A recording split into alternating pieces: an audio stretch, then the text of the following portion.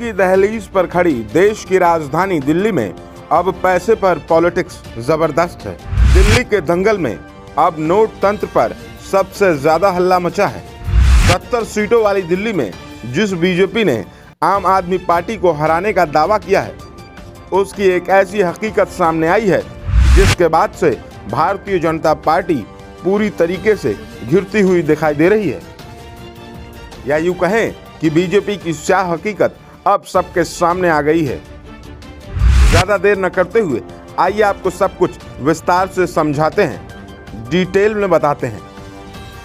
दरअसल दिल्ली बीजेपी के एक नेता पर बहुत ही सनसनीखेज आरोप लगे हैं। बीजेपी के नेता प्रवेश वर्मा पर वोटरों को पैसे देने का इल्जाम लगाया गया है।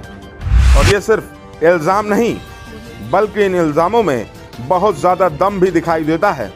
ऐसा इसलिए क्योंकि जो दावा ये महिलाएं कर रही हैं वो झूठ नहीं हो सकती। अगर आपको यकीन नहीं होता तो आप खुद सुनिए। 1100 रुपये मिला आपको? 1100 रुपये। क्या बोला अंदर? 1100 रुपये है कमल के फूल पे देने के लिए वोट देने के लिए बोला। अच्छा, ये किसने बोला अंदर? अंदर कोई भी बोला मैं। अच्छा, तो ये बोला कि कमल के फूल पे बटन दबाएंगे तो पैसा मिलेगा आगे। ये आप देख सकते हैं। तो आपने सुना कि ये महिलाएं क्या कह रही हैं। महिलाओं का साफ साफ कहना है कि भाजपा के नेता प्रवेश वर्मा के घर पर इन दिनों खासी भीड़ रहती है। लोगों को बुलाया जाता है, उन्हें पैसा बांटा जाता है।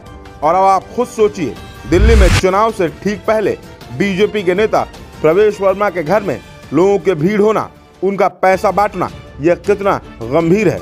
और अब आम आदमी पार्टी ने सीधा सीधा ऐलान कर दिया है कि प्रवेश वर्मा के घर को सीज किया जाए, प्रवेश वर्मा की गिरफ्तारी हो, प्रवेश वर्मा पर भारतीय जनता पार्टी कार्रवाई करे। अगर चुनावी मौसम की बात करें, इस मौसम में बीजेपी नेता प्रवेश वर्मा के घर पर नोटों का ये कांड बहुत ज्यादा गंभीर है। बीजेपी के लिहाज से यह बिल्कुल भी ठीक नहीं है। और अब सबसे दिलचस्प यही है कि जब इस तरह के इल्जाम बीजेपी नेता पर लग गए हों तो चुनाव के मैदान में बीजेपी कैसे उतरेगी, बीजेपी कैसे लोगों के बीच जाकर वोट मांगेगी, बीजेपी कौन सा मुंह लेकर लोगों के बीच जाएगी, क्योंकि जनता तो जवाब मांगती है और शायद बीजेपी के पास अब कोई जवाब नहीं बचा।